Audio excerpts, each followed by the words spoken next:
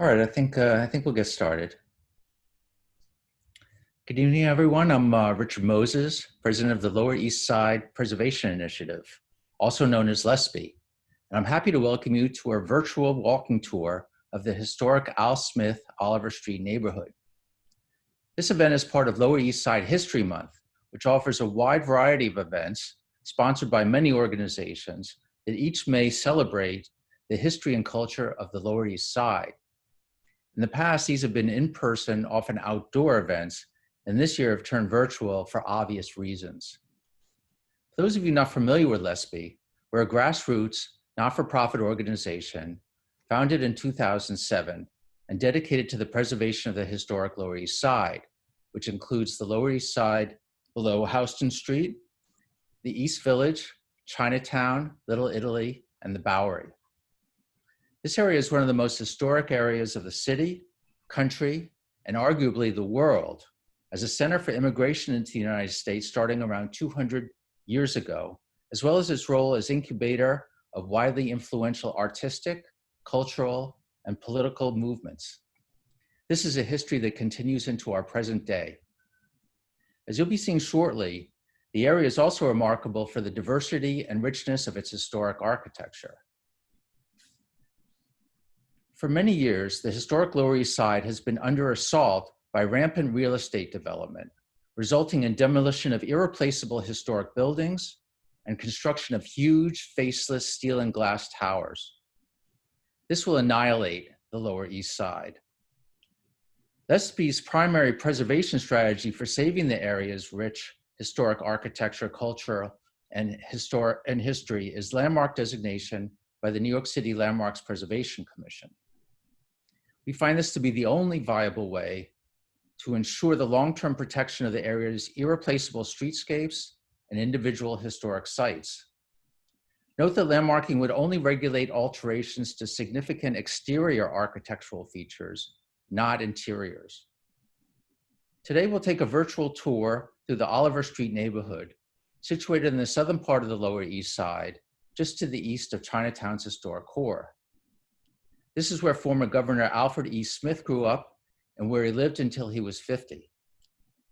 LESPI, along with Friends of the Lower East Side, has presented a proposal for landmarking this area to the Landmarks Preservation Commission, which you'll hear more about later. During the tour, you can ask questions through Zoom's Q&A function, which you should see at the bottom of your screen. We may not be able to answer all questions, but we'll try our best. We will answer questions at the very end of the presentation. I now want to introduce Deborah Wye, a fellow LESPI board member who will be guiding our tour today. Deborah spent her career as a curator at the Museum of Modern Art in New York City, and when she retired, she turned to a long-standing interest, the study of New York City history and architecture. So let's welcome Deborah. Thank you, Richard. This is we'll begin our tour. Al Smith was the governor of New York in the period stretching from 1919 to 1928. He served 4 terms, which were 2 years each at that time. He won his first election in 1918, lost for re-election, and then won 3 additional terms.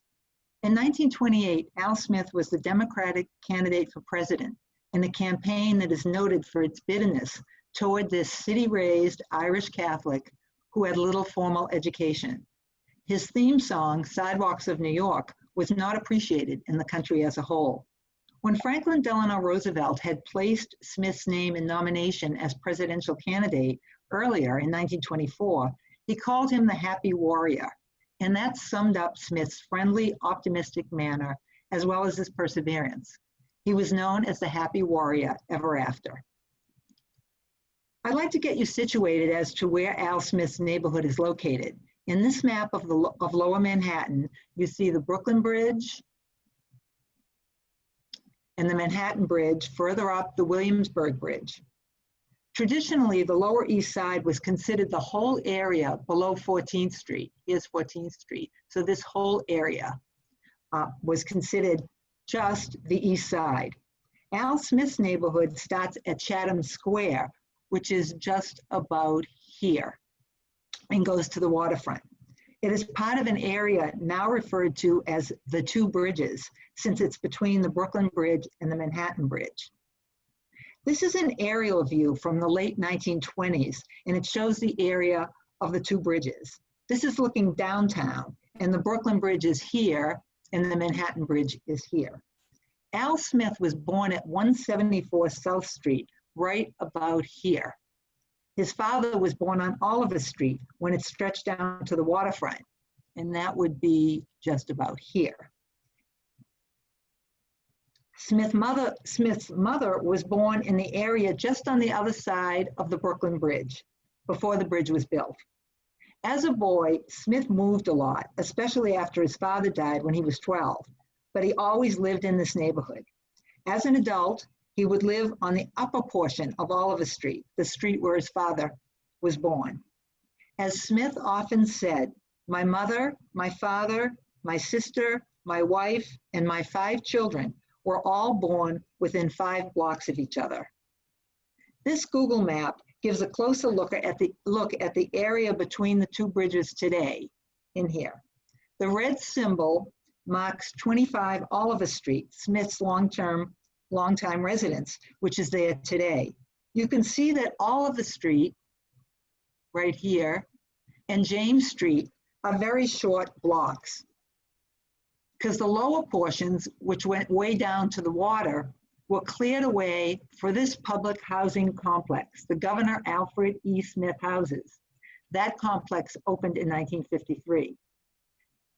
Chatham Square, where the Bowery begins, is up here, so the Bowery goes up here. In Smith's day, this neighborhood was known as the 4th Ward. We'll now zero in on this small triangular area right here. Madison Street, Oliver Street here, St. James Place, this triangular area, which for Smith can be considered the symbolic heart of the 4th Ward. It is this triangular area which my group, the Lower East Side Preservation Initiative, and also the Friends of the Lower East Side are proposing as a historic district honoring Al Smith. The area is mostly intact, and Smith would recognize it easily today. We have introduced this idea to the Landmarks Preservation Commission and will also make a formal recommendation. Smith lived on Oliver Street for some 20 years, both here at number 25 and also across the street at number 28. That building's not there, 25 is still there. Before that, he lived on the corner in a small house that was replaced by a large tenement. Smith dubbed himself the King of Oliver Street. His church, St. James, is over here on James Street. His school, formerly the St. James School, is here in the corner. In Smith's day, St. James Place, right up here, was called New Bowery. It was renamed St. James Place in 1947. This street was actually cut through in 1856 as an extension of the Bowery down to Pearl Street. So the Bowery starts up here, you went down here to Pearl Street. I should note the location of another very important institution for Smith. That was the Downtown Tammany Club, which was located on Madison Street, right about here at 59, and I'll talk about that later. This block was cleared for a playground in 1946. This is to show you how we would enter Oliver Street if we were on a walking tour. St. James Place is on the right. Smith's residence is down the block. This is the entry to James Street, also a very short block as you can see to the end. Again, St. James Place is on the right. Al Smith's elementary school is here, and his church, St. James Roman Catholic Church, is this Greek Revival structure. But I want to go back to the beginning of the story. This is South Street, down on the waterfront, where Smith was born. This picture shows 176 South Street on the left and extends to 181 South Street on the right. Smith was actually born at number 174, so he would have been right off here to the left across what was then Roosevelt Street. But this certainly gives you an idea of the neighborhood. In his autobiography, Smith talks about swimming in the East River as a boy and using the boats as a gymnasium. He also talks about the sailors who filled the neighborhood and made it rather rough. But Smith remembers that the sailors also brought exotic birds and animals with them and would give them to Smith to keep. He claims he had a goat, 4 dogs, a parrot, and a monkey living in harmony in the garret of the South Street house. This began Smith's love affair with animals. He always had pets, which we'll hear more about. Smith also staged plays with his friends in the attic of South Street, and that was the start of his love of acting, which would only increase when he went to the dime museums on the Bowery, where he saw his first theatrical performances. Smith also witnessed the construction of the Brooklyn Bridge, which began to go up in 1870 and opened in 1883 when Smith was 9. This is roughly where he lived, right about here.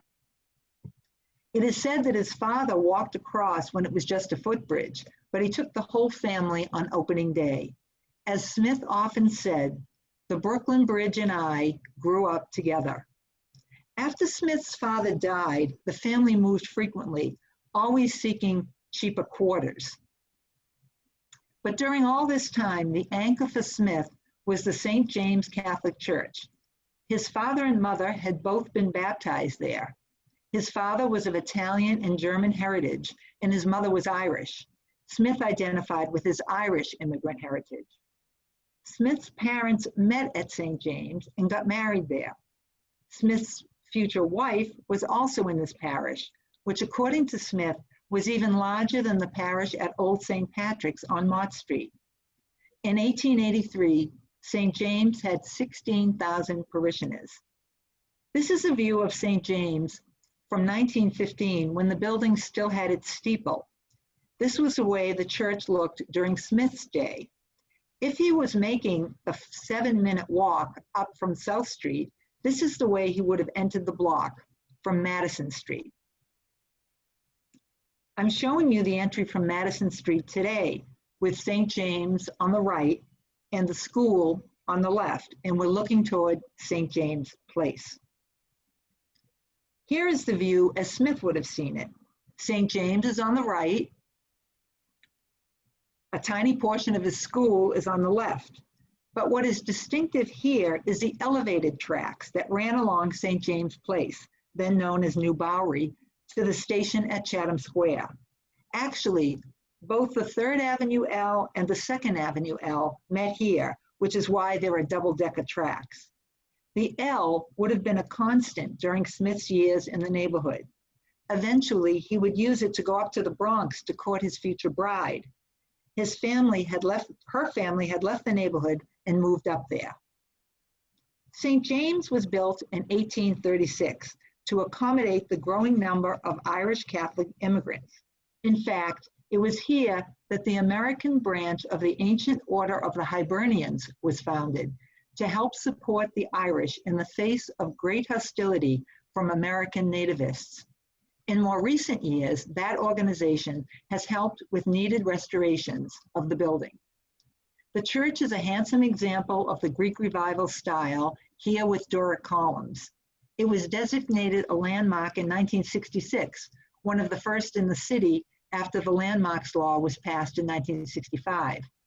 For Smith, growing up, the church was the center of the community. He was strongly influenced by the priests, who he said watched over the young people. Of one Father John Keene, Smith said, "I felt his teaching and his strong influence in my life." Smith became an altar boy at St. James when he was 9 and served constantly until he had to go to work after his father died. Smith is seated here, right in front of the priest. Smith also founded a bicycle club at the church and was very active in his later teens and 20s as a member of the St. James Dramatic Society. He said his leading roles in those productions were a major factor helping him to become widely known in the neighborhood, and this eventually helped his political career. Here is Smith in his early 20s in the role of Annie Oakley with the character of Buffalo Bill. For a while, he actually thought he could become a professional actor. But overall, looking back, he said he gained great confidence by performing on stage, and that too would benefit him in his political life. I want to show you here another wonderful Greek Revival church which opened just 6 years after St. James in 1842. This is the Mariners Temple, one street over on Oliver Street. This building has Ionic columns in contrast to the Doric columns of St. James.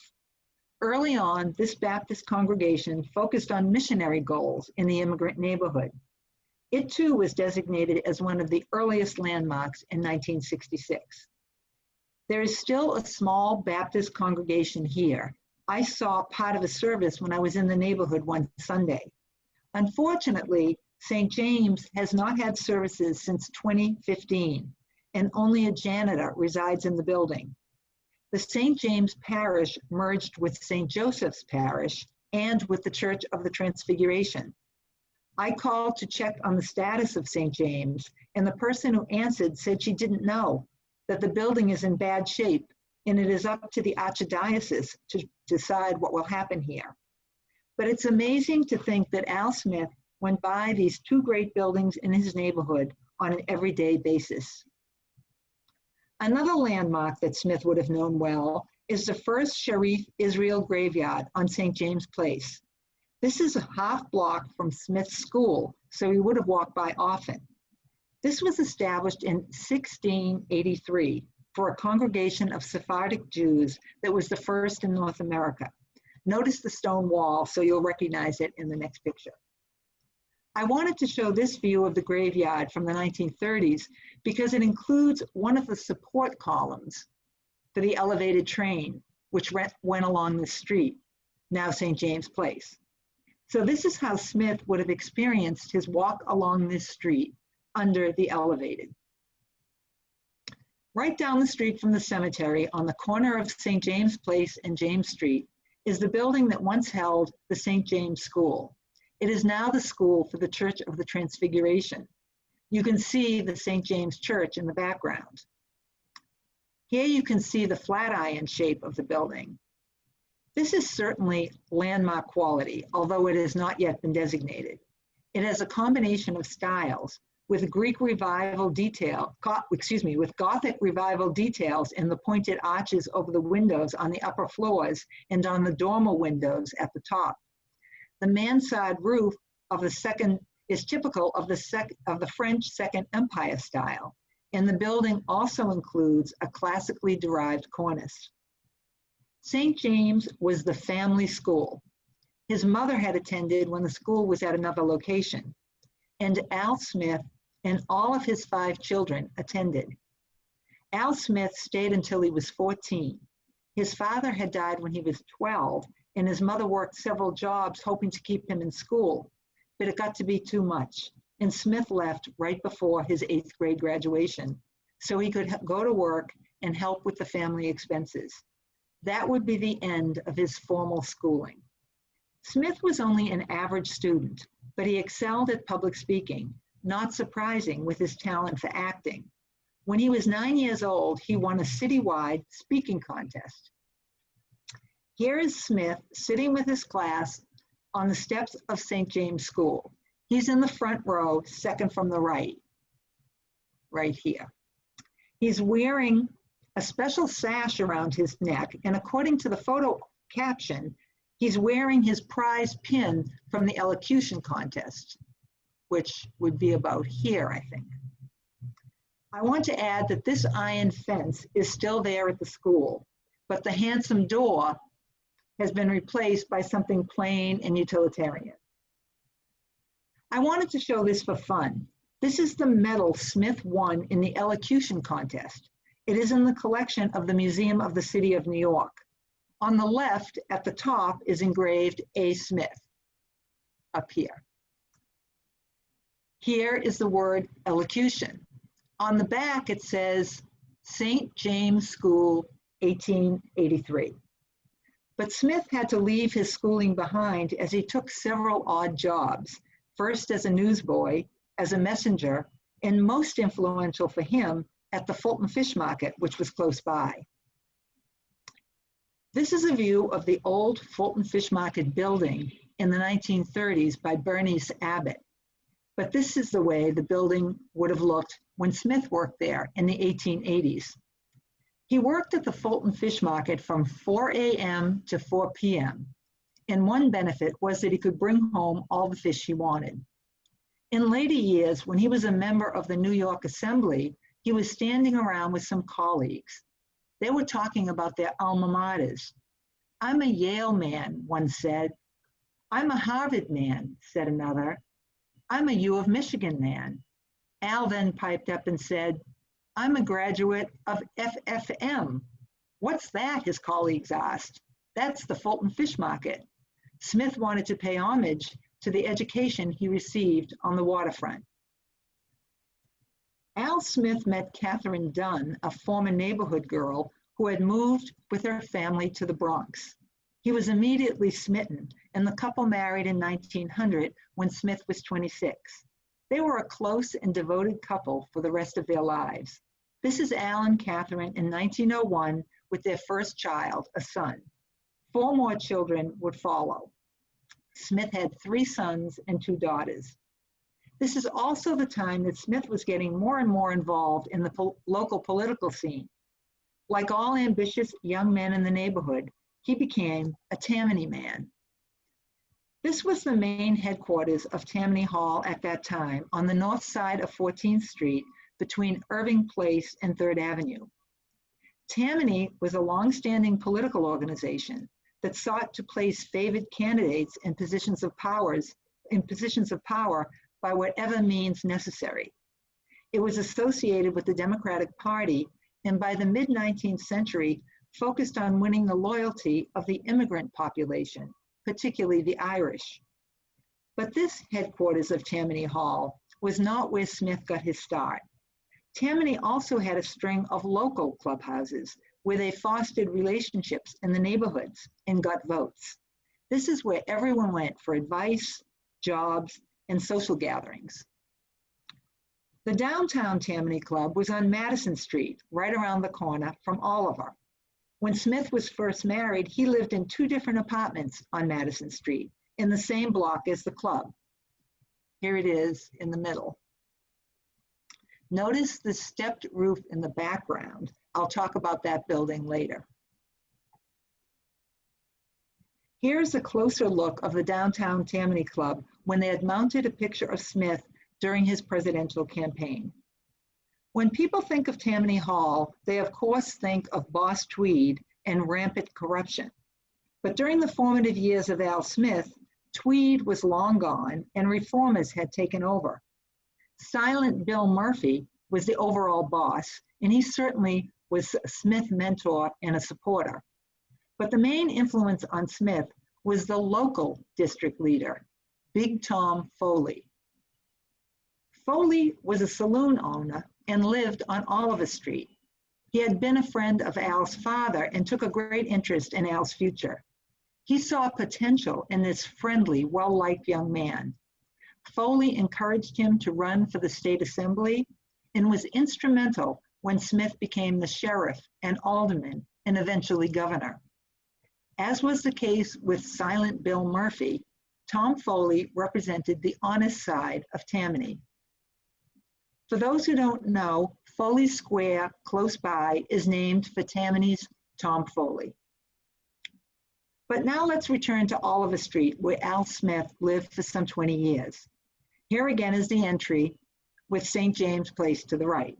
You can see the Greek Revival Mariners Temple on the left, and beyond that, PS1.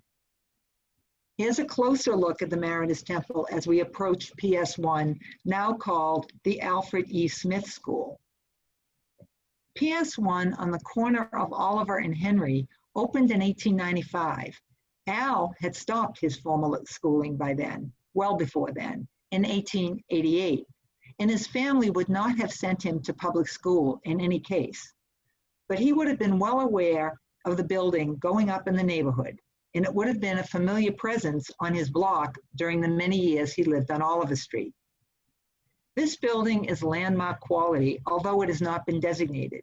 It is the work of the innovative school architect, C.B.J. Snyder, who is renowned in New York City for over 170 schools he designed for the booming immigrant population. Aesthetically, his schools are in a range of styles, and when you see one, you are immediately impressed, as you are here. This example has gabled windows in a Dutch design. The building as a whole has a chateau quality. Snyder believed in the school as a civic monument for the neighborhood, and he wanted it to be impressive. He also had progressive ideas about health and safety. He planned gymnasiums for the schools and also wanted as much light and air as possible to fill the building, as you can see here in the very large windows. There is a street sign carved in the building right here, along here. Here's a closer look. There's at least one other example of this early kind of signage we found in the neighborhood. Note these roof silhouettes, which I'll mention later. But Al Smith had more than a passing acquaintance with this building. It was, in fact, his voting place when he lived on Oliver Street. Here is Smith and his wife voting in the governor's race in 1918, which he won. I want to go now to the end of Oliver Street, where it meets Madison. This is it today. To orient you, here is the stepped roof of PS1. This site is a playground now under renovation on Madison Street, Madison and Oliver. Madison was where the Downtown Tammany Club stood, right about here. The club and the other buildings on this site were torn down in 1946 to make this playground. I also want to point out this large building on the corner of Oliver and Madison. Smith once lived in a small house at this corner, but a developer bought up several of those small houses and built this large, rather handsome tenement, which I'll talk about later. Smith would have lived at this corner in the years before he married, so that was in the late 1890s. Later, in 1904, now married, he moved to 28 Oliver Street, which would have been in the middle of the block, right about here. His family occupied one floor. Later still, he moved across the street to number 25 Oliver Street. Keep this open space block in mind. Here is what the same east side block of Oliver Street looked like when Smith moved to number 28. This is the view from Madison Street, like the one I just showed you. On the left is the elevated train, then a blurry Mariners Temple, then the huge PS1 with its Dutch inspired roofline, and the tenements that follow were demolished for the playground, well after Smith left the neighborhood. In my calculation, number 28 would be this third tenement. Smith was in his early 30s when he lived at number 28. It was a multifamily house, but Smith's family had the whole third floor. He would eventually have his fourth child while living here, but then it got too crowded and he moved across the street to number 25 in 1909 when he was 35. This is what the west side of Oliver Street looked like in 1937 when Bernie Sabat took this photograph. Smith's house, number 25, is at the far right. In this house, the family had the basement, the parlor floor, and the second floor, but not yet the top floor. His fifth child was born in this house. Smith lived here until he was 50 years old. This is Al Smith and his family on the stoop at 25 Oliver Street. This is how the block looks today, not very different from when the Smiths lived there. Smith's house is the third three-story house from the end. When he lived here, the property was owned by St. James Church, as were the two adjacent houses, number 23 and number 21. The house with the green cornice belonged to Tammany District Leader Tom Foley, who we talked about as a mentor to Smith. Several other government officials also lived on this block in the teens and 20s, and for a while it was called Politicians Row. The Smith family would eventually expand into the third floor of the house. This is number 25. And also built an extension in the back, even though they did not own the property. Number 25 is now privately owned and is listed as a four-family house. St. James Church is still listed as the owner of the two adjacent houses to the right that I showed you on the previous slide. Smith lived at number 25 in 1918 when he won his first term as governor of New York and brought his family to live in the executive mansion in Albany. But they kept the house and returned there, particularly when he lost re-election for a second term. But he then went on to win 3 more terms as governor. Architecturally speaking, number 25 and the other houses in this row started out as 2.5-story federal-style houses built in the early 1800s. Eventually, these buildings were raised to 3 full stories and cornices were added. In many cases, this was done to accommodate more than a single family, and each floor would be separate, or the buildings might become boarding houses. These changes were geared to the explosion in population in the mid-19th century, as immigrant waves grew larger and larger and New York had to adjust. I want to show you what the house would have looked like with 2.5 stories. Here is a 2.5-story federal-style house with the 2 dormer windows, which are typical of that style on the roof. This house is around the corner from Oliver Street. Unfortunately, it has been altered from the middle on down, but its federal qualities are still visible. One of the ways to tell if a house has been enlarged, as these have, is the change in the way the bricks are laid in the upper floor. And sometimes you can see a line, like right here. Smith was fortunate to provide his family with the basement and 2 floors and then expand to the top floor at number 25. This house was placed on the National Register of Historic Places in 1965, but it is not yet a New York City landmark with all the protections that kind of designation provides. This is a commemorative medal depicting 25 Oliver Street that was made in 1923. The backside has the lyrics to Sidewalks of New York. The medal was fabricated in Albany when Smith was governor, but I couldn't find out what the occasion was. But it's very nice to see the newsboy, which Smith once was, and to see his home memorialized like this. I want to talk a little more about housing in this neighborhood and how it evolved.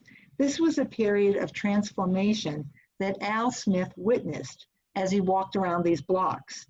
Here you see Oliver Street again. Number 25 is 3 houses up the street. On the corner is the large tenement I mentioned earlier, on the site where Smith had once lived in a small house. He tells how they had to leave to make room for this new construction. That had happened to him at least twice before, further up on Madison Street. But Smith always preferred the kind of house he lived in at number 25, rather than a large-scale tenement. Here is a quote from him that recognizes the cramped quarters in typical tenements. Al Smith said, "I always liked large rooms, and therefore always seemed to choose old houses soon to be marked for destruction. As a result, no 2 of my children were born in the same house." But I also want to mention the distinctiveness of this building. Special attention was paid to the facade, using only brick to create patterns and other detailing. This building is from 1902, right after a new tenement law was passed that required bigger lots that could provide more light and air. But even though this new building was aimed at the working class immigrant population, its decorativeness shows that the developers were in competition to attract tenants. This was designed by a well-known architectural firm, Bernstein and Bernstein, one of the many such firms that took advantage of the real estate boom in these years to build in tenement neighborhoods. A new book has come out that explores the subject of the decorated tenement by Zachary Violet, and I recommend it highly. I want to show you two other buildings that make use of decorated facades, here using terracotta, a relatively inexpensive option for ornamentation. These two buildings are from the 1880s. The one on the left mixed commercial space with tenement space. It is by William J. Frome, a rather distinguished architect. The builder of the tenement on the right is unknown, but both show the same attention to detail. This slide orients you to James Street with the church and school. This is a closer look at the two buildings. First, I'll show you details of the building on the left. This is the kind of ornamentation that was meant to attract tenants, but can also be seen as a sign of respect by the developer and the architects, reflecting their understanding of the aspirations of newly arrived immigrants. Many of the developers and architects were immigrants themselves. Here are more details from the building next door. And remember, these were tenement buildings. I want to contrast these decorated buildings from the 1880s with a group of 4 tenements side by side from an earlier time, about 1850. Note the very plain facades of these buildings in comparison to what we've just seen. Again, these are all buildings that Smith would have known intimately through his walks in the neighborhood. But now we are getting to the final years of our story.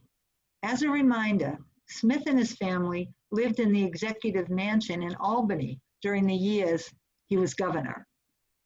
This is a view from the time he was there, but the house looks much the same today. Smith was a staunch fighter for progressive causes throughout his time in Albany, as an assemblyman and as governor.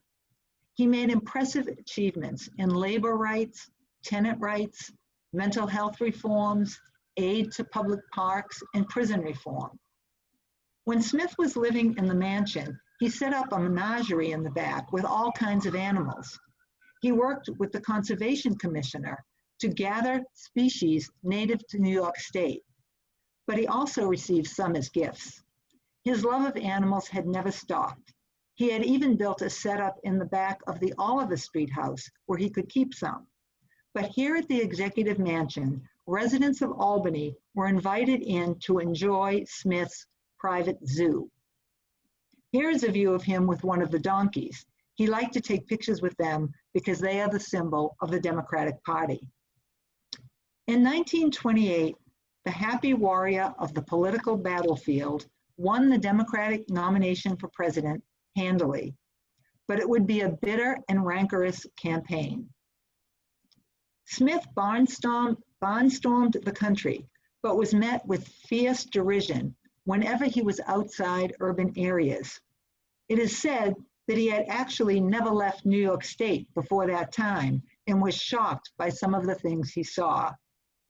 The revived KKK set up burning crosses to meet him in the South. His theme song of Sidewalks of New York was mocked. For much of the country, he represented the vice and corruption of urban life. The fact that he wanted to repeal prohibition only solidified these perceptions. He was a Tammany man, with all that symbolized. But most of all, he came from an immigrant Irish Catholic background. That could not be tolerated. Many believed he would answer to the Pope in all his decisions. He lost by a landslide to Herbert Hoover, but did capture the vote in the major urban centers throughout the country. It was a resounding defeat and a deeply painful experience for Smith. Al Smith had supported FDR as his successor as governor of New York, but from that point on, the men had a tangled and complex relationship that veered from friendship to animosity and finally to reconciliation. This story is outside the scope of my talk, but for those interested, I can recommend a new book titled Frank and Al by Terry Galway, which came out in 2018. After the presidential campaign, Smith went into business, most prominently as the head of the Empire State Building Corporation, which started up in 1929. The building was completed in 1931, and here Smith greets people on opening day. Part of his job was to encourage tenants to move in, which turned out to be very difficult during the Depression. When Smith left Oliver Street, he lived in a hotel for a while, but eventually ended up on Fifth Avenue in the 60s. By then, he had earned enough money through various business ventures. His building was right across from the Central Park Zoo, which Robert Moses had renovated in the 1930s. Smith and Moses had been good friends since Smith had appointed him to head up the Parks Council for New York State. They achieved a lot together at that time. Although Moses was temperamentally very different from Smith, the men remained friends. When Smith lived on Fifth Avenue, Moses made him the honorary night superintendent of the Central Park Zoo because he knew how much Smith loved animals. Smith had keys to the zoo and would bring guests there to visit. Here is Smith visiting with a hippopotamus at that time.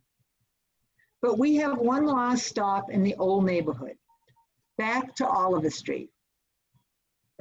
This is the southern portion of Oliver Street. During the time Smith was there. Number 25 is up on the next block, and you can see the large tenement with the decorative brickwork on the corner.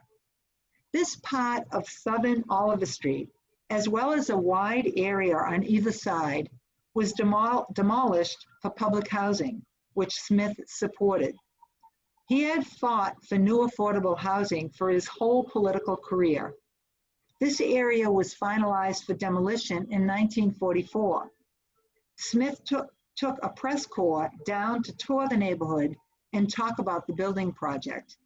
He was scheduled to speak at the groundbreaking in October of that year, but he died early that month at the age of 70.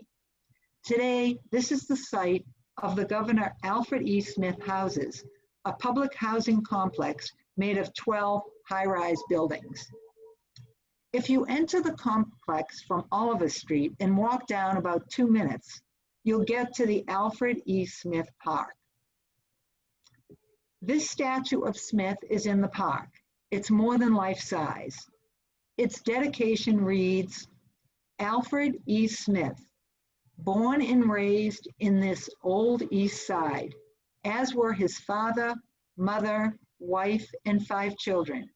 He worked devotedly to make it a better and happier home for his neighbors. It seems most fitting that the symbolic heart of this neighborhood, bounded by Oliver Street, Madison Street, and St. James Place, and still mostly intact today, should be the Al Smith Historic District, celebrating this champion of urban life, the tireless worker for progressive causes, and representative of the immigrant working class who rose to great heights in public service. This is what the New York Times said in the obituary for Al Smith. From a newsboy and fishmonger to 4-time governor of the Empire State and the candidacy of his party for president, the rise of Alfred E. Smith had no exact parallel in American history. There have been country boys in plenty who rose to the heights, but no other city urchin earning a precarious living in the streets in his early days ever rose so superior to his lack of youthful advantages and had so distinguished a political career. So that's the end, and I want to thank you very much for joining me on this tour today. and I'll be happy to answer questions that Richard has gathered. Okay, great. Thank you, Deborah. We have two questions. One is, why was the steeple of St. James Church removed? I don't know the answer, but I've heard in the past that many steeples of churches around New York were removed because of the subway and the vibrations that the subway made, that it would be dangerous for the steeples. Do you know anything more about that, Richard? I would say yes, that's true, but also they tend to be vulnerable to anything from lightning storms to wind to rot. A lot of them are made of wood. I'm sure this one was made of wood and probably clad in stucco or something like that to make it look like stone. It would have been too expensive to have built it out of stone at that time, so it could very well have been just deterioration and the extreme weathering, of that structure. The other question is, who was Oliver Street named after? It was named after Oliver Delancey, who was one of the sons of Stephen Delancey, and James Street was named for James Delancey, also a son of Stephen Delancey. And they were loyalists during the American Revolution. So the Delanceys had to leave town when the Americans won and the British evacuated, but they kept the names of those streets as James Street and Oliver Street. I want to thank all of you for joining us today, especially those of you who have made very generous contributions to LESPI. We really appreciate it. And please keep your eyes open for future LESPI events. As I mentioned during our pause at the beginning, we do expect to have more events coming down the line, virtual events, and we'll be sending emails around about those so that you can sign up if you'd like. Again, thank you, everyone, and please stay safe. Thank you. Bye-bye.